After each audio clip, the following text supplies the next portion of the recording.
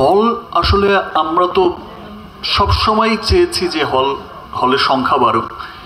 একবার সিনেমা হলের সহজ শর্তে লোন দেওয়ার একটা প্রকল্প চালু হয়েছিল, মেবি সেটা এখন আবার বন্ধ আছে।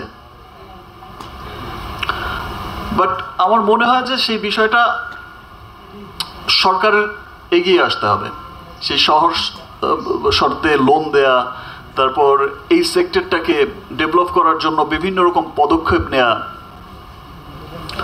স্পেশালি হলের যে ব্যাপারটা আছে, হলের লোনটা আবার দ্রুত যদি বন্ধ হয়ে থাকে সেটা আবার চালু করা দরকার, খুব সহজ শর্তে দেয়া দরকার, এবং বিষয়টাকে যত দ্রুত সম্ভব একটা উদ্যোগ সরকারকেই নিতে হবে।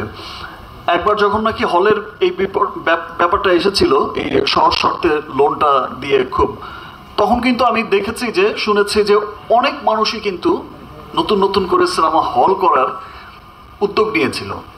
ইনফ্যাক্ট আমি নিজেও একটা উদ্যোগ নিয়েছিলাম যে ফাইন, আমি যে কটা পারি, যতটুকু পারি, কিছু সিনেমা হল বানানোর।